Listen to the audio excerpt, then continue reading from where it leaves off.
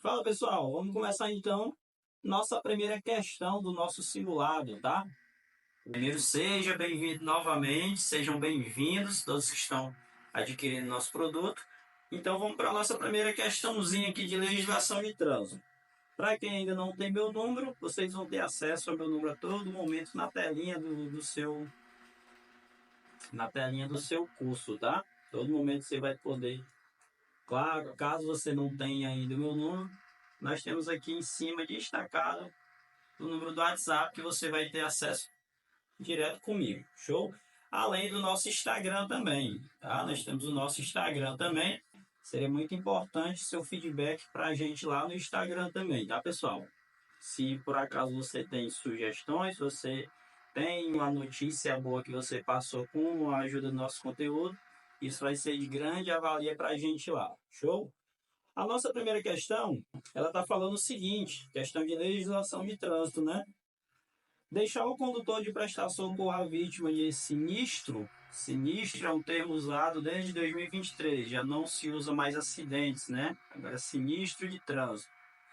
Quando solicitado pela autoridade de trânsito e seus agentes, é um tipo de infração? Sim, é uma infração quando o condutor ele é solicitado pelo agente ou pela autoridade a prestar um socorro e ele se nega, tá? Isso é infração e já te adianto que além de infração, também se caracteriza um crime de trânsito, artigo 304.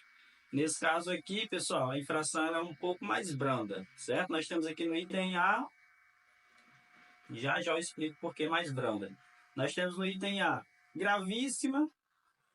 Nós temos no item B, média.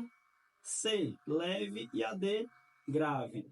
Então, descarta a B e a C, porque uma infração que ela pode se tornar um crime de trânsito, não tem como ela ser média ou leve, concorda? Então a gente vai ficar ali entre A e D. E por que eu disse que ela é um pouco mais leve?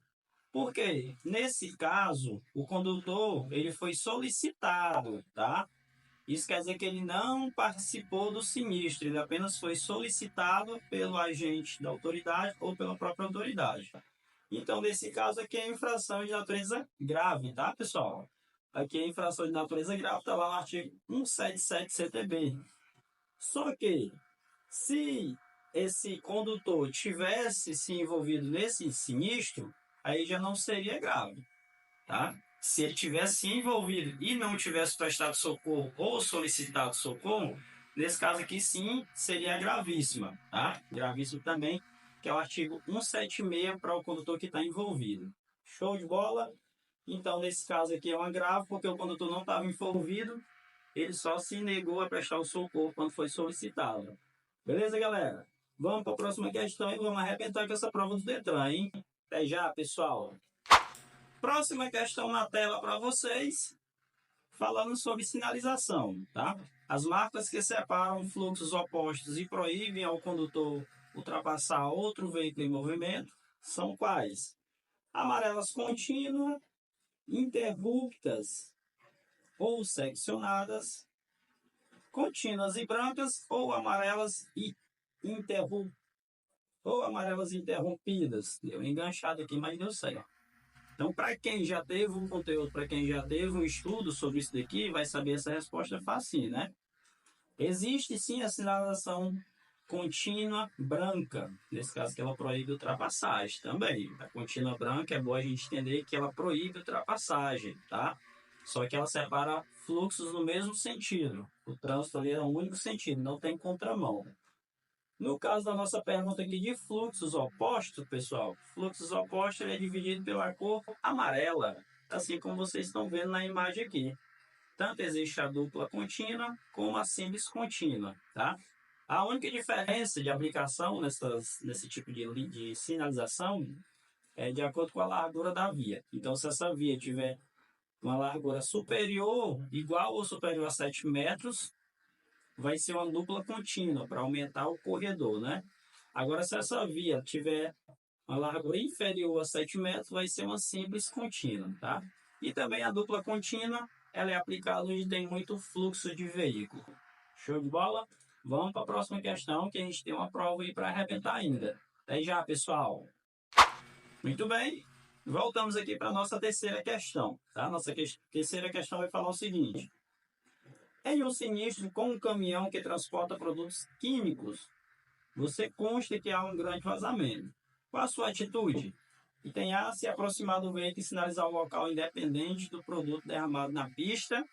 Ou item B, jogar na pista sobre o derramamento serragem, areia ou outro produto similar que você puder dispor no momento para evitar outro sinistro.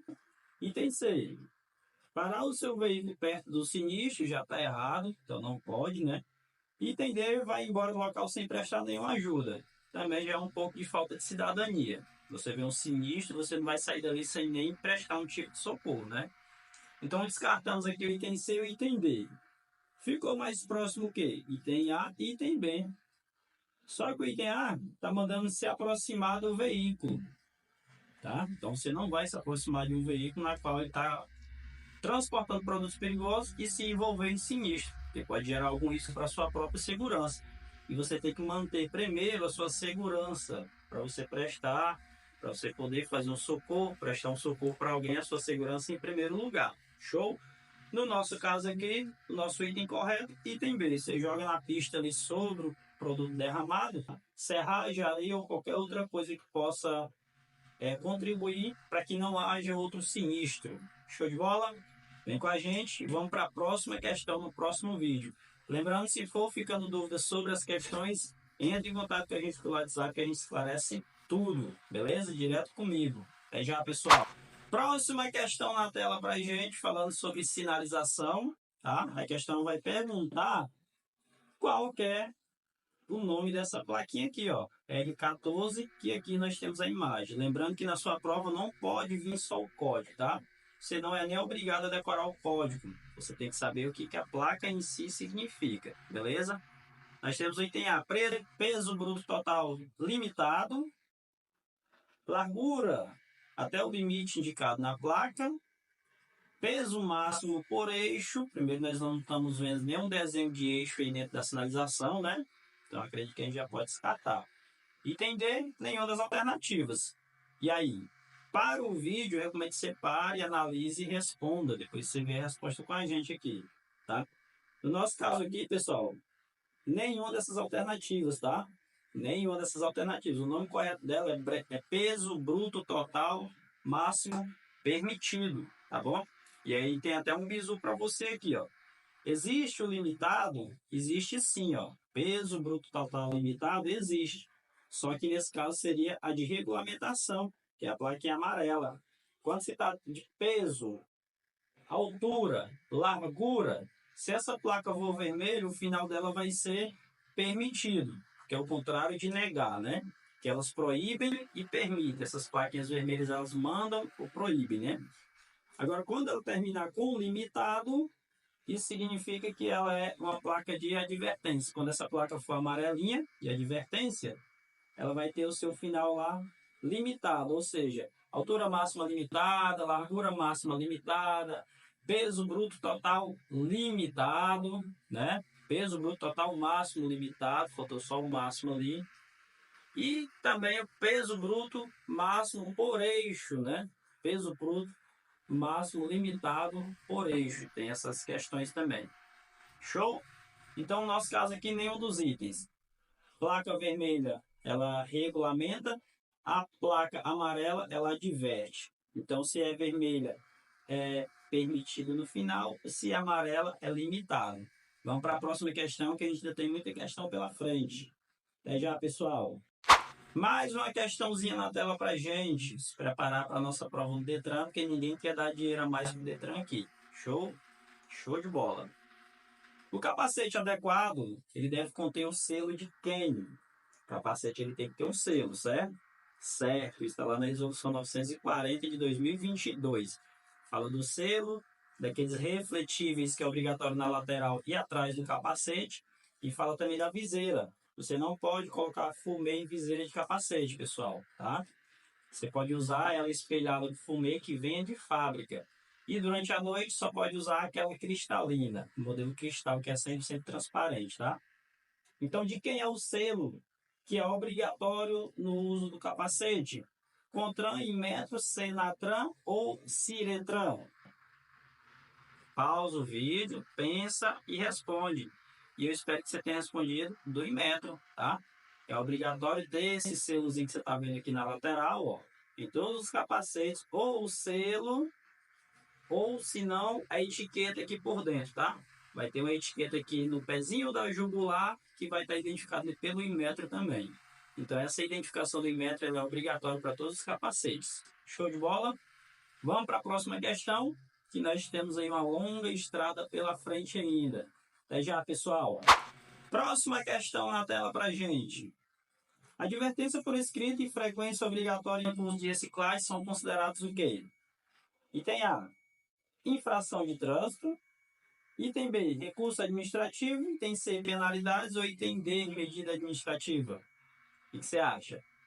Pausa o vídeo um pouquinho, pensa, tem um minutinho para você pensar e depois você continua o vídeo e responde comigo. E eu espero que você tenha respondido que são penalidades, tá? Advertência por escrito e frequência em curso obrigatório de reciclagem, ele está lá no artigo 256 do CTB, no rol de penalidades. Show de bola? Nós temos a advertência por escrito, que é qualquer infração leve ou média que você cometa, tá? O primeiro critério é você cometeu infração leve ou média. O segundo critério é não ter cometido nenhuma outra infração no período de 12 meses, não ser reincidente. Então, você preencheu esses dois requisitos, a autoridade de trânsito tem a obrigação de te aplicar só uma advertência por escrito. Nesse caso, a multa ela não será aplicada, então você não vai ter prejuízo financeiro nem pontuação, tá? A advertência por escrito é meramente educativa, só para te educar. Mas tem que preencher os dois requisitos que eu falei no início, tá? E medida administrativa é tudo que começa com R ou T. Aqui não tem nenhum item que começa com R ou T, né? Advertência por escrito não começa com R e muito menos frequência obrigatória também não começa com R. O que são medidas administrativas? São atos tomados ali no ato, são atos do agente ou da autoridade de trânsito que eles têm que adotar ali no ato da infração para resolver algum problema.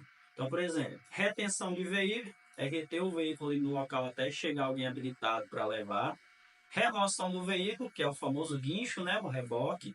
Aí nós temos realização de teste de alcoolemia, recolhimento de CNH, recolhimento do CRV, do CRLV, perdão, tá?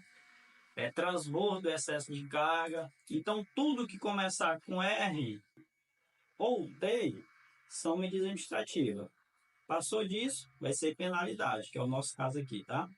Recurso administrativo é recurso à JAREI, quando você vai apresentar recurso à JAREI. E infração de trânsito são as multas, que está aqui, ó, no inciso 2 do artigo 256. Até a canetinha, a multa está aqui, ó.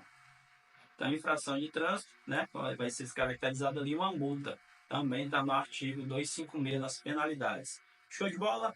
Vamos para frente, que a gente volta já já com mais uma questão. Até já, pessoal. Mais uma questão na tela para a gente responder. É infração gravíssima para o condutor de motocicleta, motoneta e ciclomotor. Então, isso aqui para veículos de categoria A, né? Motocicleta, motoneta e ciclomotor são veículos da categoria A. Ciclomotor é a ACC, famosa autorização para conduzir ciclomotores.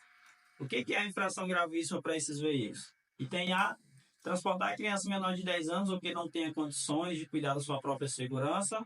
Opa! Item B, conduzir sem segurar o guidão com ambas as mãos, salvo eventualmente para indicação de manobra.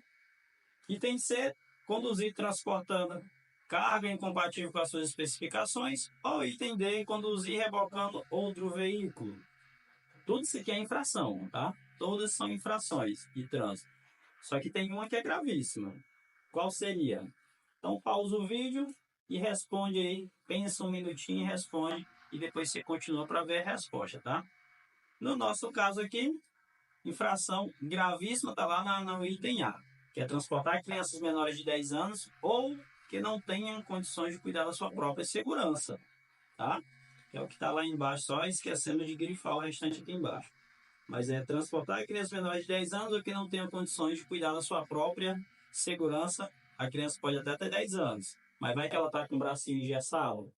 Ela não tem condições de se segurar, não é verdade? Então, nesse caso, também vai se caracterizar a infração gravíssima lá no artigo 244, certo? E essa infração, ela é gravíssima e, além do mais, pessoal, ela dá suspensão da CNH. A penalidade é a suspensão do direito de dirigir. Medida administrativa é retenção do veículo, até vir alguém ali para tirar, né?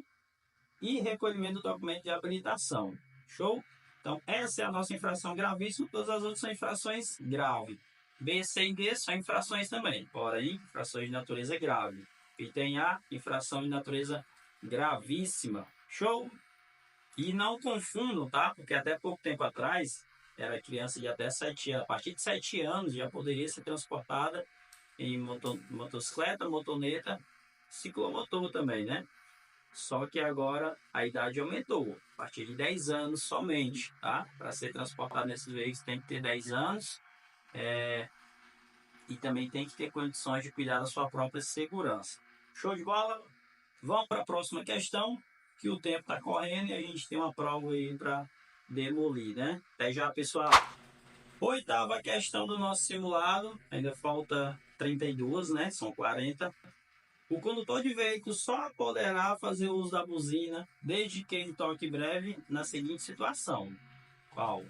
Lembrando que o uso excessivo da buzina é infração de natureza leve, né? Exatamente.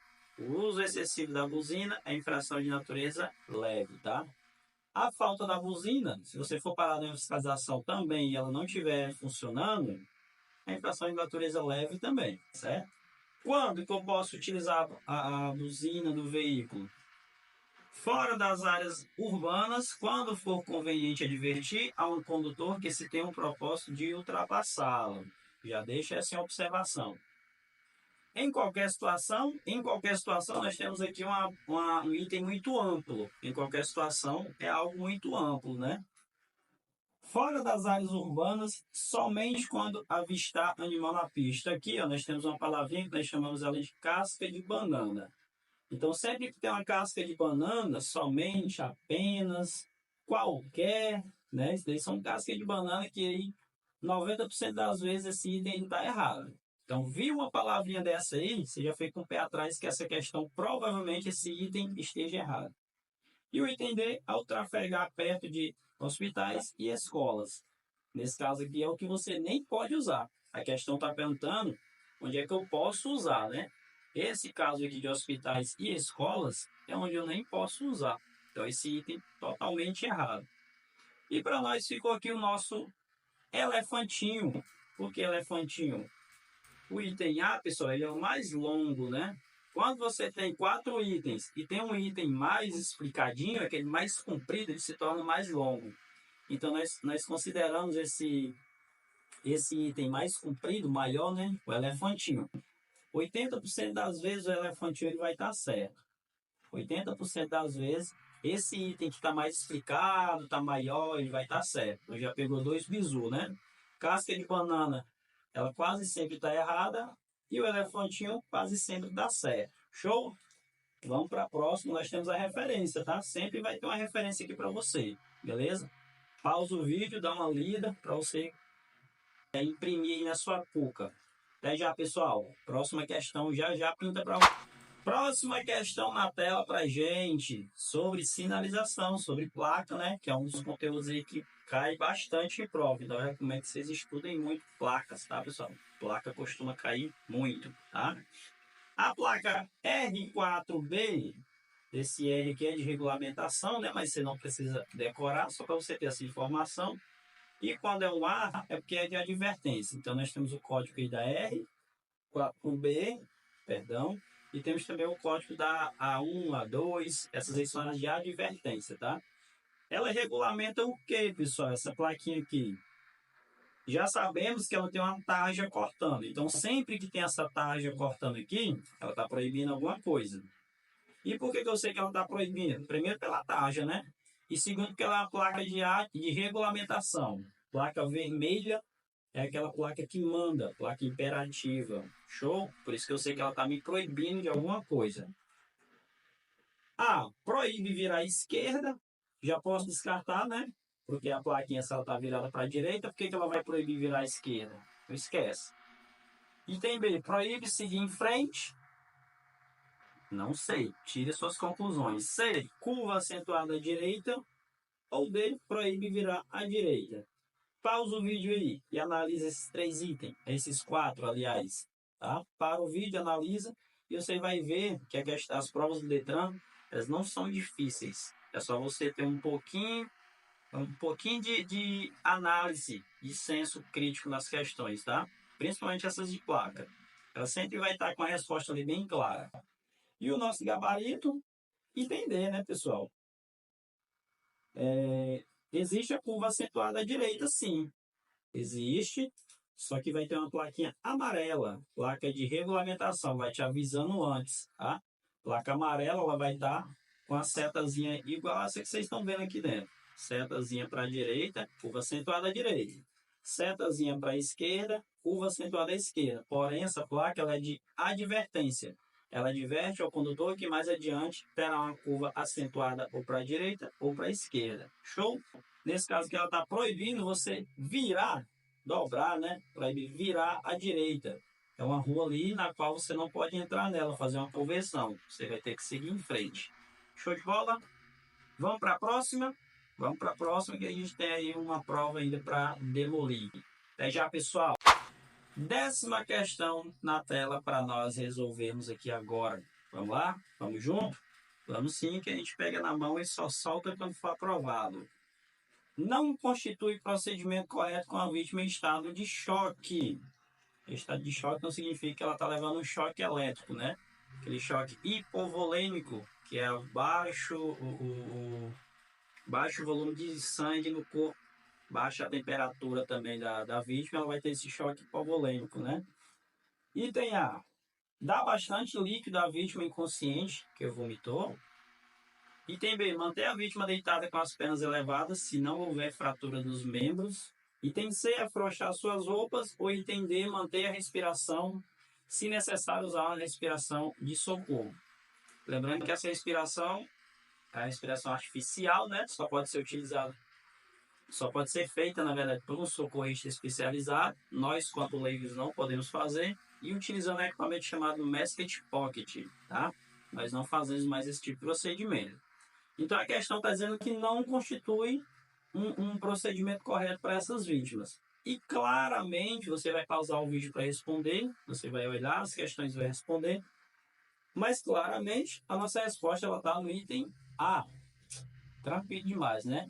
Jamais você pode dar líquido a vítimas de acidente, tá? Jamais. Nem líquido e nem qualquer tipo de remédio aí, nem que você ache que seja inofensivo. Mas esse remédio que você acha que é inofensivo, ele pode ser, a pessoa pode ser alérgica a esse remédio e acabar e já era aí, tá?